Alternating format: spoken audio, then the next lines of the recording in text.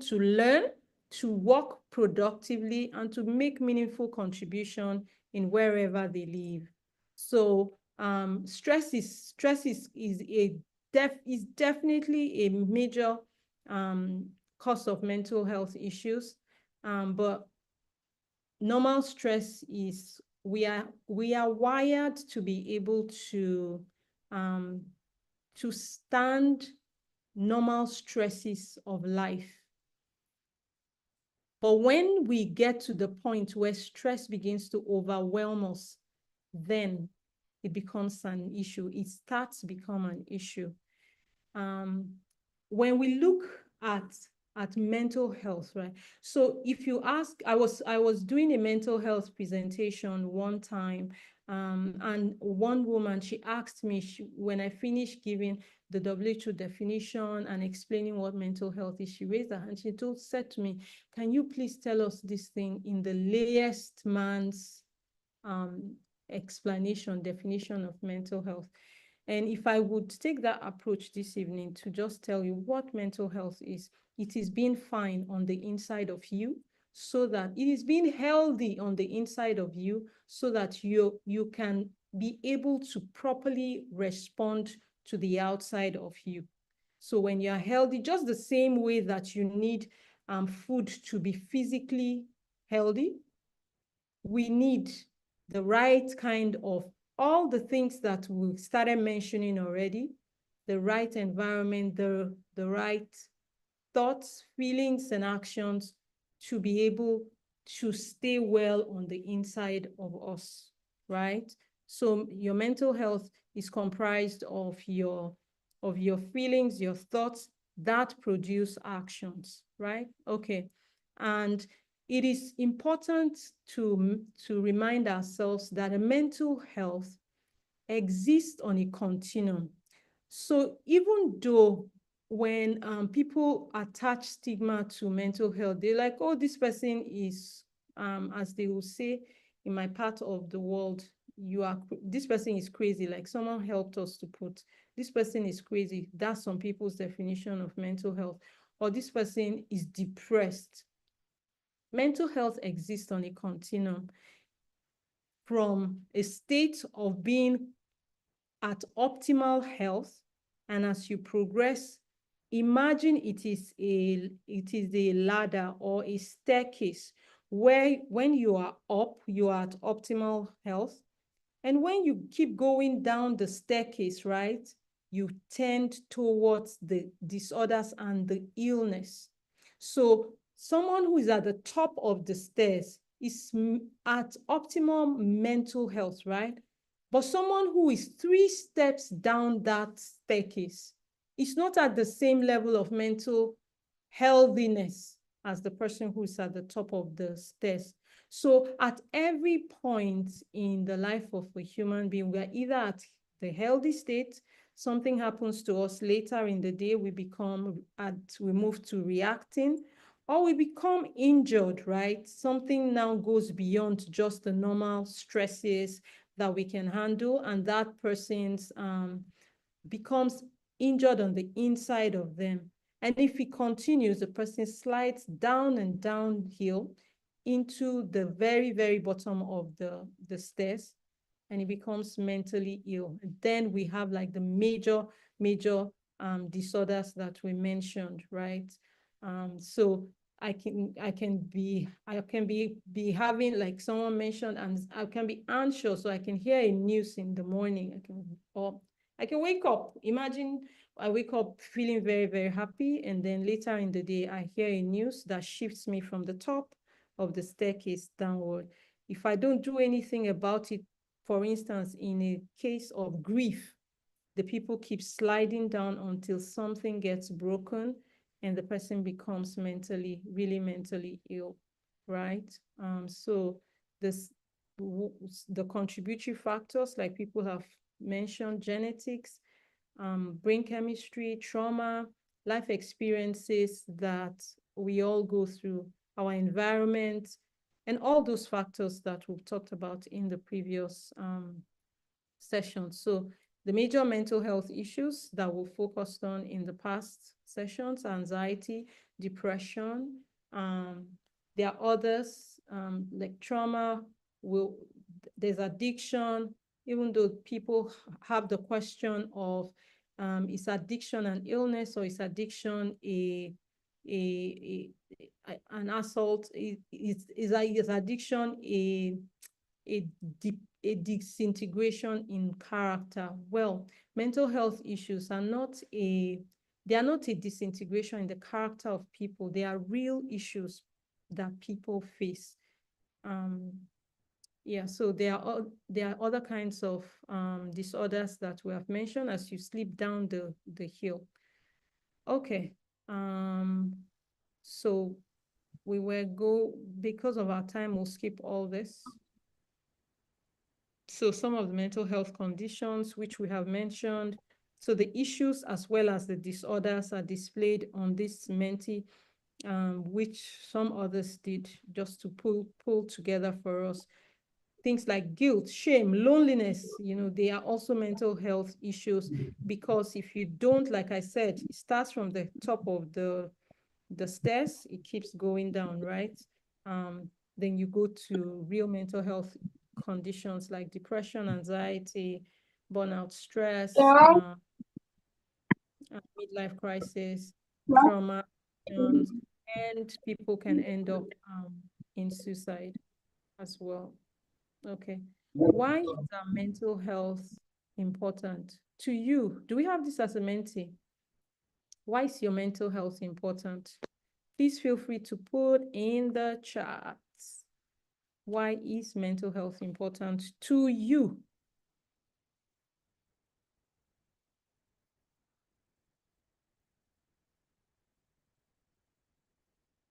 Let me check the chat if people are putting. Okay.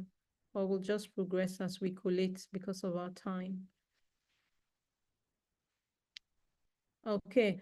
As we progress, please, I just want to remind us, as always, if you have a question that you're not comfortable putting in the general chat, please, if you click the place where you can see 2 in the Zoom chat, you can look for the Breathe admin and send your questions, and we will handle them anonymously. Usually we take questions after the session, so that we can have time to discuss. Thank you. So mental health, why is it important? The statistics that we have, right, shows that in every 5 adults, one of them has a mental health issues.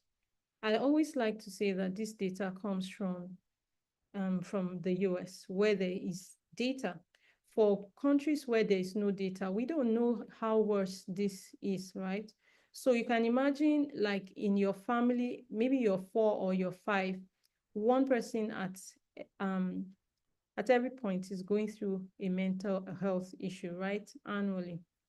This is a crisis. And if you look at the world globally, particularly since 2020, there has been like a mental health explosion across the world.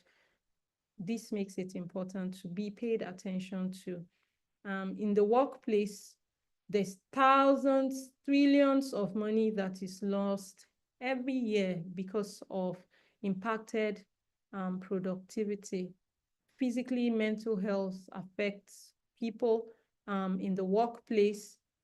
When people start reporting ill, it costs you more as an employer, right? To money that you can use for other things in your organization is going into healthcare. And the healthcare is happening because people are having breakdown in their mental health. And as a leader, mental health, the state of your mental health can affect your decision-making process. Mental health affects the entire person.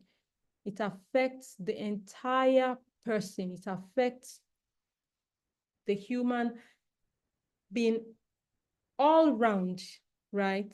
It affects you physically, it affects you spiritually, it affects you emotionally. When we are broken in our mental health, nothing else seems to be working. You know, I like Joyce Meyer's book where she wrote that it's a battle of the mind. It's a battle that happens inside of people, you know. And like we always say, the issues that along the years, people are dealing with many chronic illnesses and they are spending a lot. For many chronic illnesses, there is no medical cure. Many chronic illnesses currently are being managed. But going back, you know, doing studies in lifestyle medicine is beginning to show more and more that one, some of these conditions can be reversible with lifestyle changes. What does that suggest to us? It means that there's something in your life that you're doing that brought the sickness in the first place.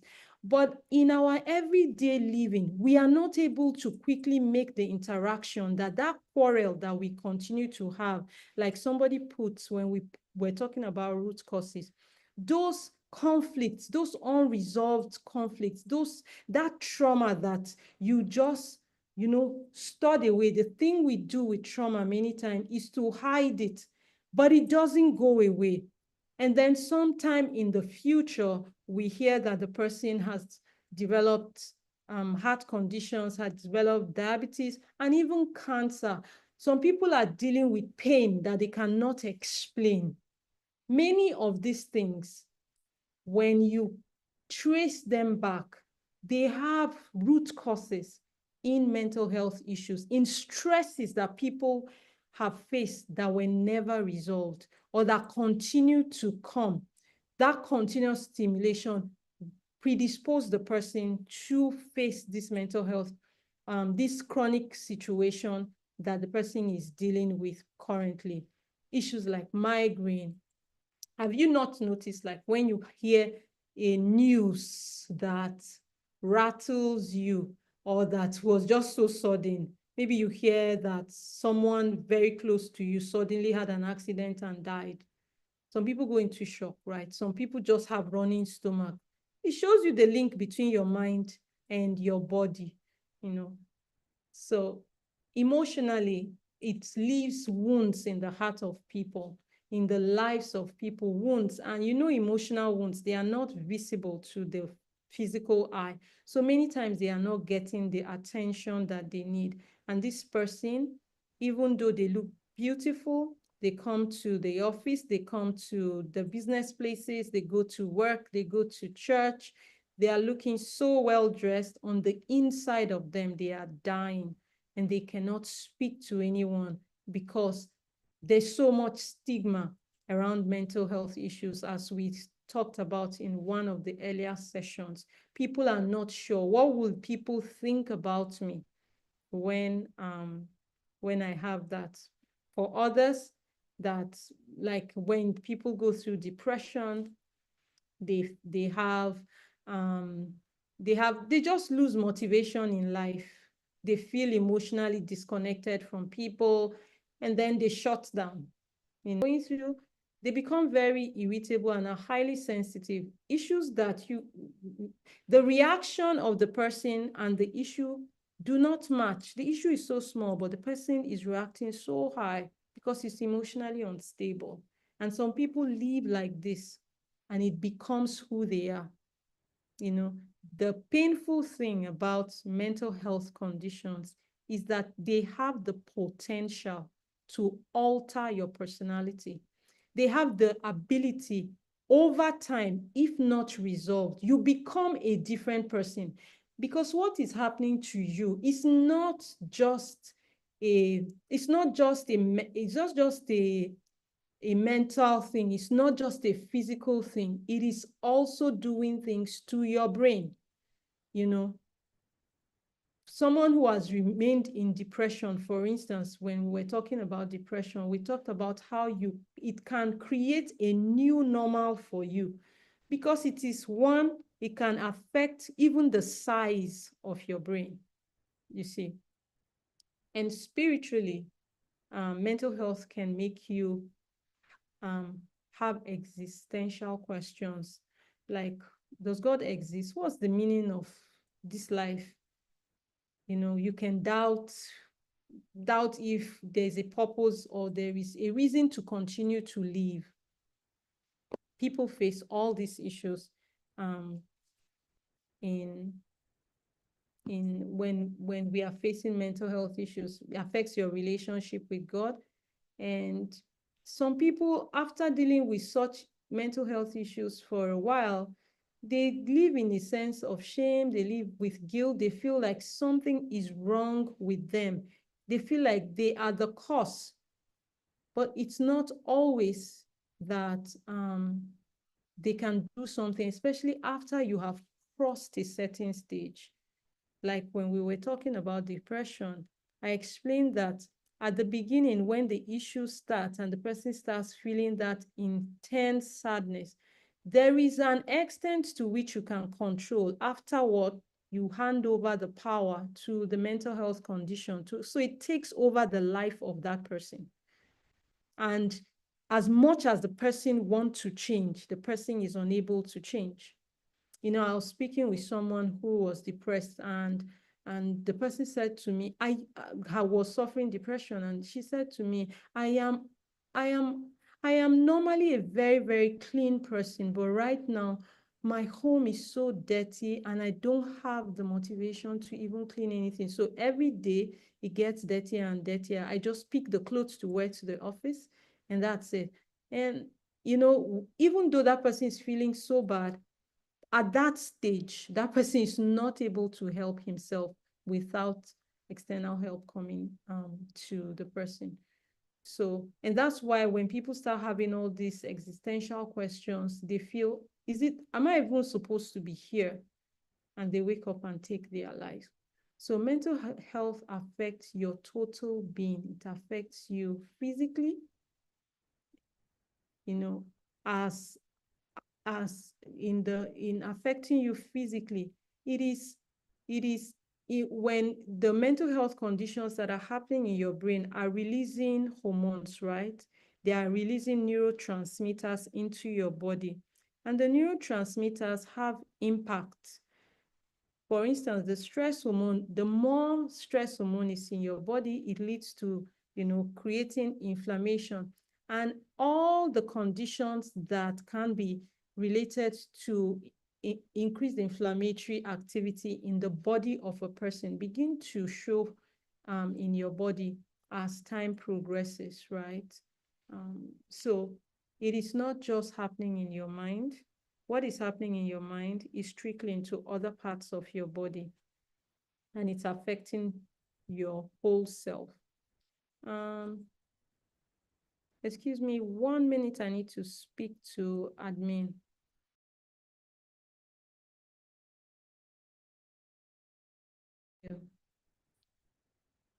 Thank you, everyone. Yes, so this is what we talked about, affecting you every other, yes. Yeah, so it affects your brain, like I was explaining, right? Your brain health, brain chemistry, the structure of your brain, your ability to use the brain, and the ability of your brain to grow. Our brains are supposed to be growing the way God created the brain cells continue to grow, right? But with mental health condition, the ability of the brain to grow and to adapt, to continue to help us to learn and to be emotionally resilient become impacted. Yes. So mental health conditions, the impact in relationships and marriage, they cause depression that leads to other issues, cause a lot of stress for those around the depressed person. And ultimately, mental health issues can lead to separation and even divorce in marriage because it becomes really tough. So how do I recognize the signs? What are the warning signs that I will see and I will know. I think this is one of our mentee exercise as well. So if it's possible, admin, please put it up, or people, please put in the chat. How do you recognize mental health issues? What is the warning sign? God wired our body to be able to speak to us. So how do you know that I need to be careful here. I need to pay attention. 30 seconds while people are putting in the chat, and then we move to other aspects of the presentation. Feel free to put your questions and also send to admin.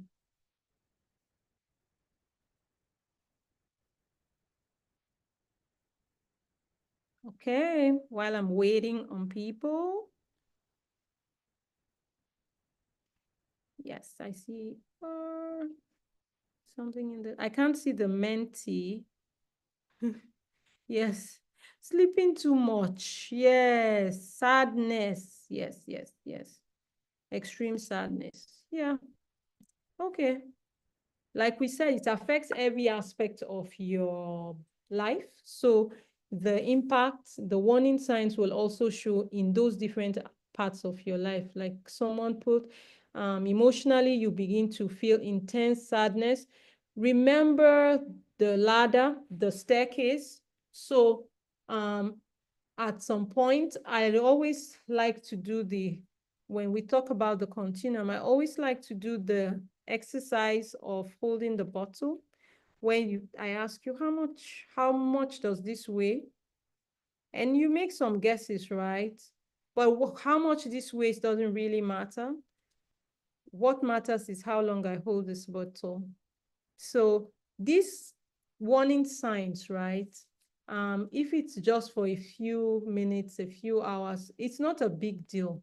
But when they continue for more than 2 weeks, then we are moving from just an issue to a disorder. Remember what I said? It will first move from the healthy state to the injured and to the ill. So the longer we experience or hold on to the warning signs, yes, it moves into the phase of disorder. Okay, so persistent sadness, yes. Others put anger, sadness, yes, anger, yeah. When people experience grief, one of what they go through, one of the phases is anger. After the shock, the numbness, they go into anger, right? The pain makes people go into anger. Mood swings. The person who is going through mental health conditions at one point can be crying, and at another point is in extreme sadness. Another point is happy. For some of those that have the personality disorders, they just go, So withdrawal from activities that you ordinarily enjoy. Yes, someone put on the mentee for us, withdrawn. Yeah, what you normally enjoy, you no longer enjoy it. The feelings of hopelessness and worthlessness. This is when the person starts staying in this place, that's where the person starts thinking, now am I supposed to be here? This is, that suicidal ideation start coming to the person. Then increasing anxiety, worry, and fear. Physical signs like constant fatigue. Your energy levels are just low continually. And as someone put in the chat, disturbances in sleep pattern, unexplainable headaches, aches and pains around your body, digestive problems. It's either you're under eating or you're overeating, and then also impacts your behavior, your action, your relationship. Some people turn to substance abuse because they are looking for ways to cope and they can't find it. Sadness, exactly. Mood, yeah. Your productivity is impacted, your withdrawing, communication breakdown, decreased intimacy with your partners, and emotional disconnection. Okay. My slide's not moving as I expected. So the crux of the conversation as we begin to try to bring to stay within our 1 hour, how do I give attention to my mental health?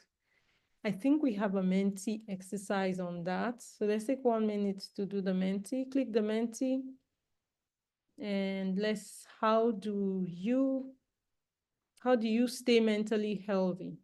What do you do to stay mentally healthy? So 1 minute for us to do that.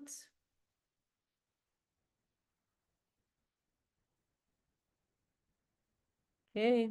I don't think the Menti question has moved. I still see it.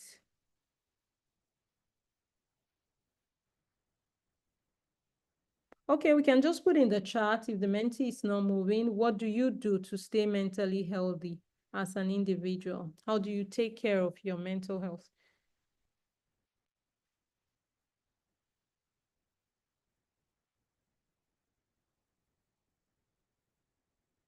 Here, you have to talk because you have to tell us what you're already doing. We're not doing nothing. Workout, meditation, healthy eating, worship. Yeah. Yeah. Yeah.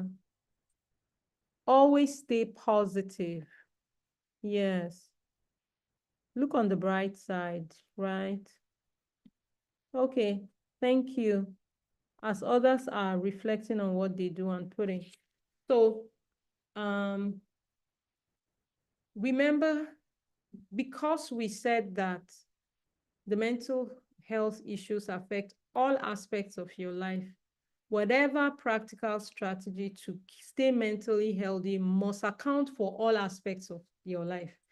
If you neglect one, it will come back to haunt you. If you neglect your physical wellness, then you will pay for it later on because they are all interlinked, right? So any effective strategy to address mental health, to address mental health issues or to stay mentally healthy has to address the total person. Yes, rest and meditation. Thank you. And then every other strategy that we will talk about is grouped into 3. Making healthier lifestyle choices, removing stressors, and getting help. What do we think about getting help? You can put in the chat. What do you think? I was listening to some people and they say, what do you wish you knew earlier about mental health? And many of the people, their response was, I wish I knew that I could get help earlier. So making healthy lifestyle options, choices, removing stressors, internal and external, and getting help. Okay. This is where everything that we'll talk about will fall within this tree. So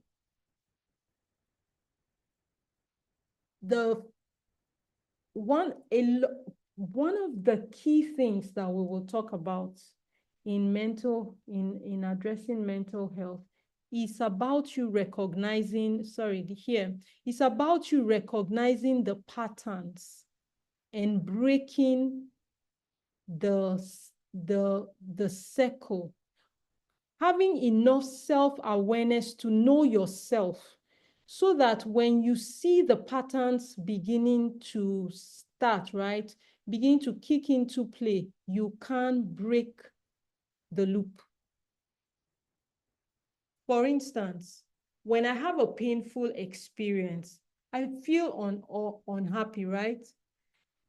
What do I do with that unhappy feeling?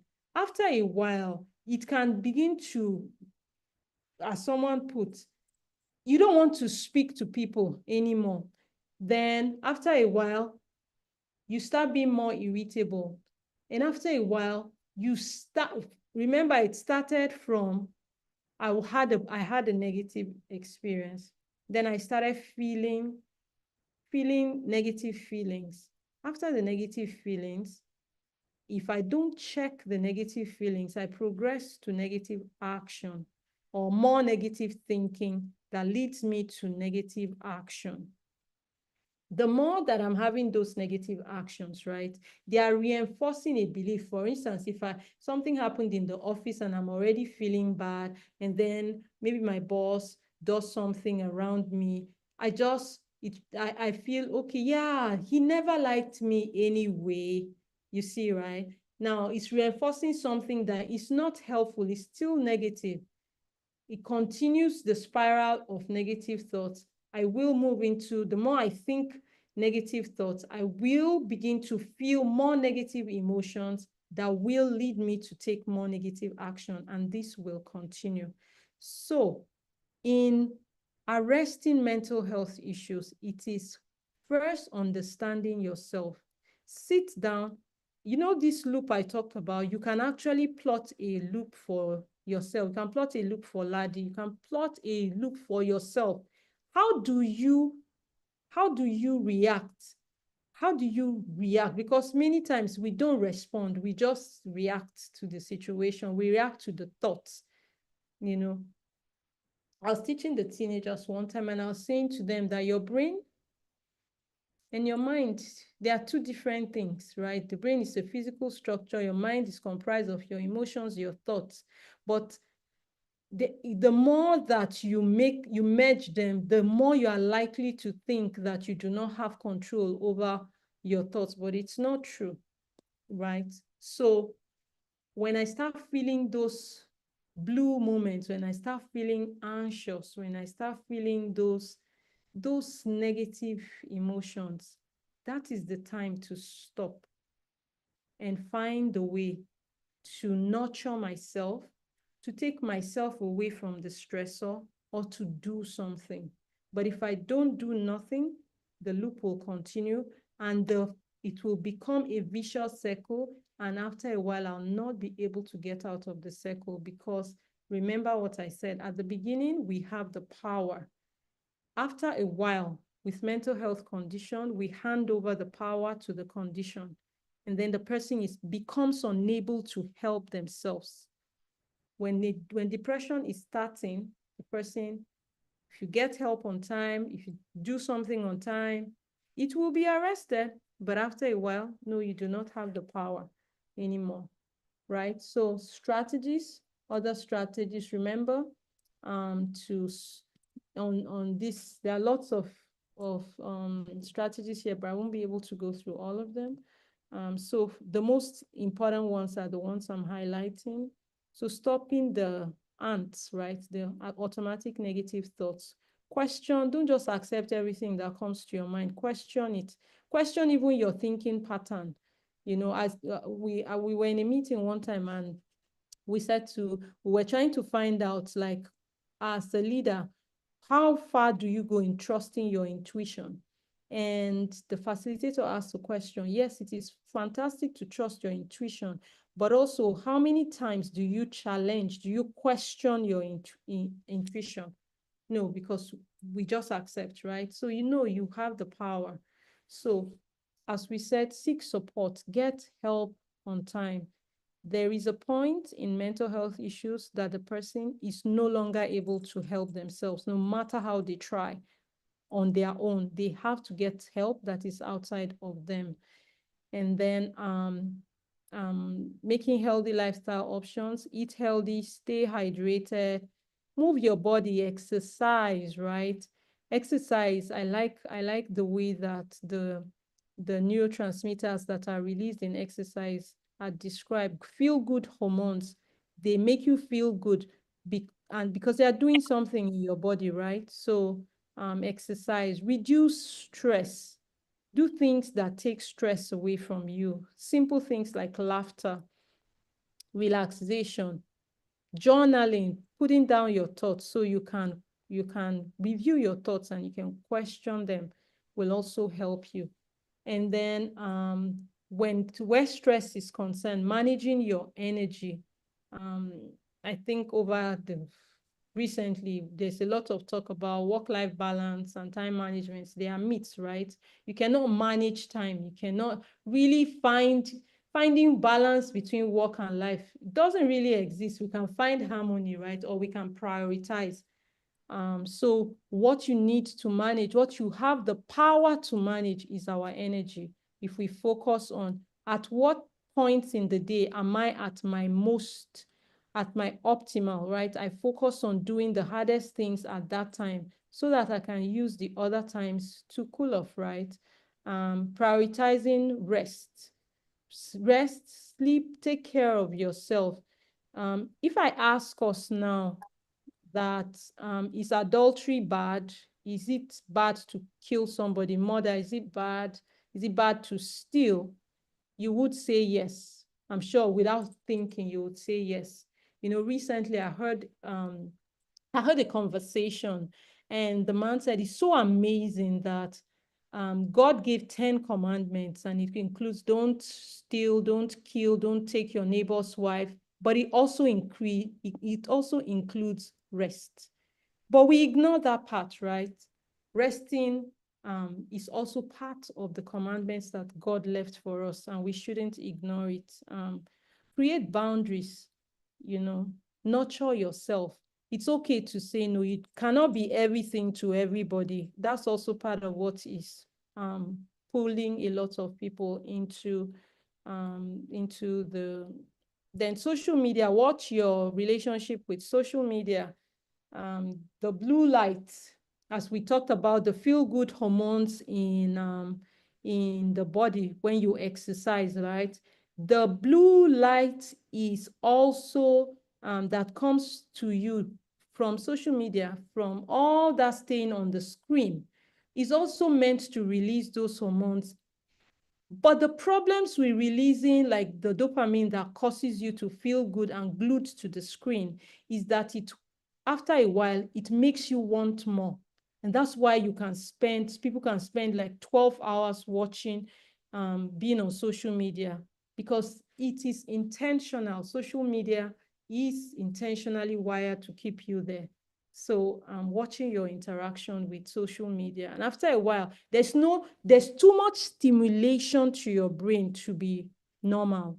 That's why after a while, people who are like on Facebook all day, they are depressed. They become depressed after being on social media for so long. Prioritize your health. When you're healthy physically, you will be easier to be healthy mentally. Nurture yourself. Taking care of yourself is not selfish. When you take care of yourself, you will be available and able to take care of the people around you. And when you've gotten to the point where you need counseling, when you need therapy, when you need support from your pastor, seek professional support, the appropriate professional support that you need.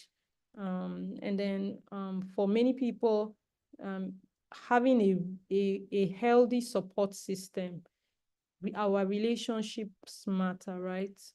So, okay, for those who are able to follow up this, we'll put this also on our page so you can access some of the other information. As a couple, what do we need to do to manage our mental health together? Some of the quick things to do: learn to manage stress together. Many times, because couples are very different, are very divergent in their mental health goals and plans as couples and as family, they end up stressing each other. But when we work together, we can help each other to manage stress. Communication breakdowns are one of the top 5 reasons why people face mental health issues, right? So manage your conflicts in a healthy way together. Become a safe space for your partner. Let it be that your partner can feel safe where you are. It's okay to be vulnerable with each other, but sometimes we live with the myth of I'm the stronger one, and we're not able to find help in the in the closest places to us, and you keep your marriage spark alive by doing those things that you used to do that kept you happy, will help to nurture your body, help to nurture your mind, and keep you mentally healthy. And as life goes on, there are many changes that we face that are difficult. On one of the sessions, we talked about life transitions that make it difficult for people to face even things like pregnancy. Now you first got married, now you have pregnancy, then there is menopause, then there's midlife crisis, then there's having to move from one place to the other. All these life transitions, there's loss. People experience loss of jobs, loss of loved ones that affect us. So facing life challenges together also help. As we wind out, 6 realities to remember as you plan to take care of your better care of your mental health. Mental health is not visible to the external eye. It is a lot inside. So the suffering is on the inside of people and can go unnoticed for even many years. In a study, in the study of grief, right? The research shows that people who lose like children can grieve for between 6 to 10 years. But in our traditional climes, if after 6 months somebody is still grieving, or 3 months somebody is still grieving, in fact, they'll be like, are you okay? No, it's this thing has passed. Yes, people process it should be right, but people process pain differently because we are not making room for the differences in people and how they go through pain. That's why many people end up suffering. Many people end up committing suicide because they feel judged. They feel nobody understands them. So if research shows that typically people process grief, the loss of a child, for between 6 to 10 years, then we should be able to support people who look like after 6 months, nothing has changed, or they are beginning to become worse. Then we know that there needs to be something else that needs to be done for that person, rather than just saying, come on, just stand up, you'll be fine. No, the person is not going to just be fine by just those words. There is support that that person needs beyond the words to be fine. And then the other thing to bear in mind is mental health issues will not disappear on their own. If you don't do something about them, they will not go away. Again, back to the staircase. If you are way up in the stairs, you will be able to do something on your own on time. As you slide down the stairs, again, just a reminder, the power transfers from you to the condition. You will not be able to do it. So ignoring the signs that come to you will not help, and they will not just go away on their own. They are not automatic. They don't go away automatically.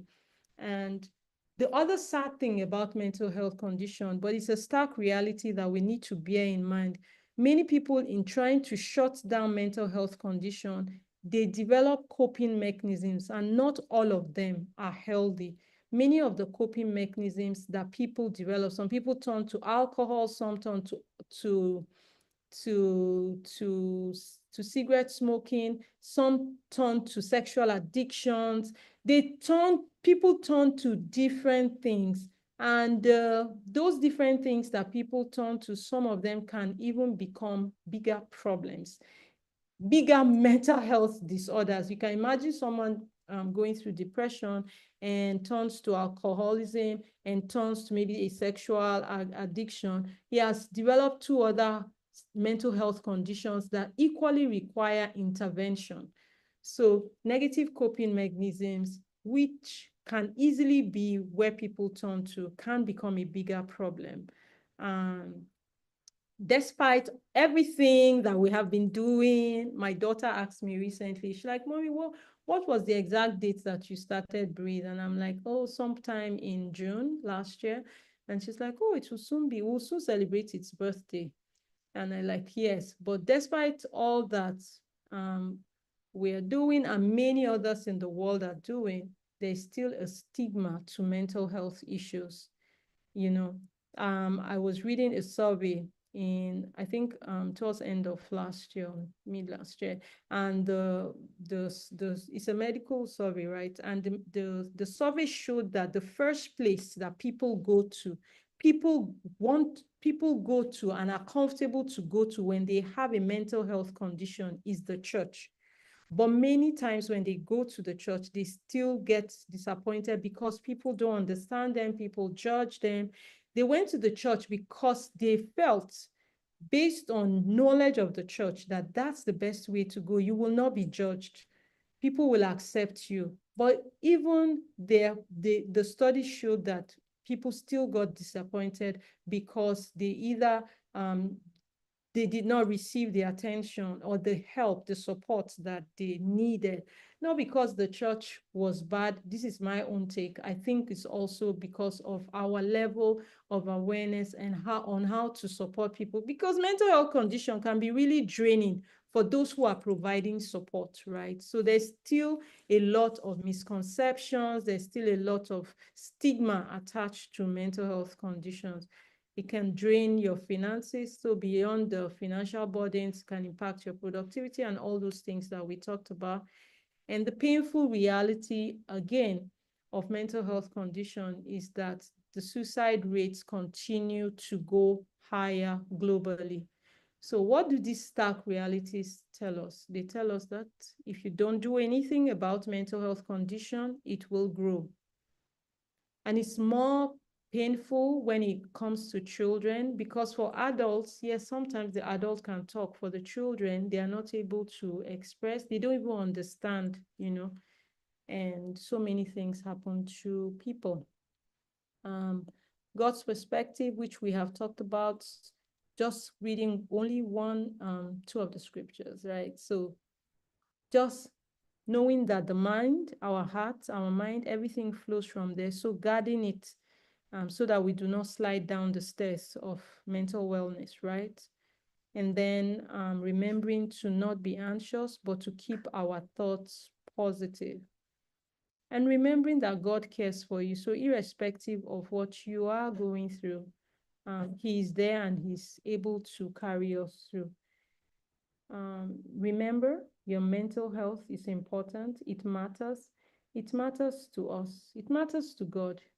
And it should matter to you. But it will not happen automatically until you take action, till you take some measures, right, towards mental health, wholeness. You will not experience wholeness mentally. Thank you so much for joining the call today.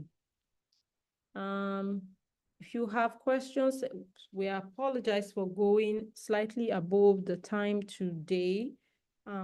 If you have questions, we will stay behind slightly to take any questions. I'll check in with the admin. But thank you so much for taking the time. Our last Menti exercise is, how useful was this meeting to you, and what else do you want to see us talk about, so that we'll take your feedback is important to us. We'll take your feedback and create more content in this direction that people are asking. Just like I said at the beginning, we set out to just what we felt godly in our hearts was just to focus on the mental health of people who are in the marriage institution already. But the more we got requests from those who are outside, who are preparing for marriage or who are thinking to marry, we also expanded the network. So just hearing from you, how do you reach us? You can, the admin will put in the chat our WhatsApp community, which we are trying to build. You can join. Yes, please, the Menti, you can click the Menti and answer the questions. What other topics would you like us to talk about? And And then we also provide one-on-one support. So if you would like to have someone speak with you, but it's a paid support, right? So please feel free to reach out to admin. They will find available slots for you where someone can speak with you and you can agree on what best supports that you can receive. Thank you all so much for joining. I will stop the slide and go off video for a while I check with admin if we have any questions. Some of the questions are not questions that we can answer online because of the sensitivity of issues that people go through. So if there are those kind of questions, we will take it and follow up with the person on from next week. Otherwise, thank you so much and have a great weekend. God bless you.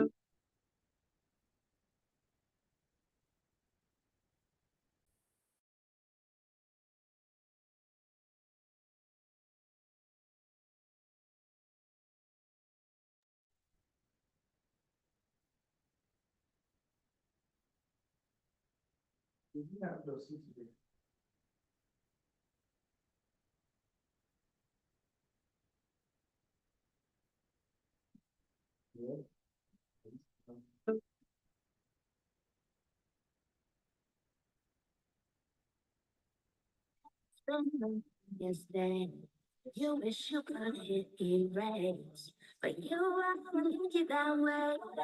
Nobody's lucky that way. But I want you to stop where you are. I want you to hear your heart. Cause that's how you stay on par. No need to raise the bar. Let you're feeling low. Oh, you gotta breathe, breathe, breathe. Let it go and let it be. Be, be.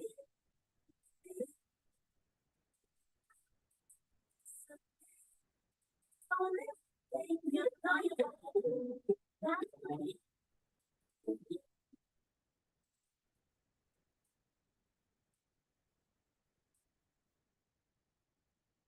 Seems like one big day with barely much time to rest. It goes right when you go left. It's more than you can digest, but nobody's gonna die if you say you need some time to step back and clear your mind. Yeah, everyone will be fine. All you need to know is all you gotta breathe, breathe, breathe, breathe. Let go and let it be, breathe, breathe.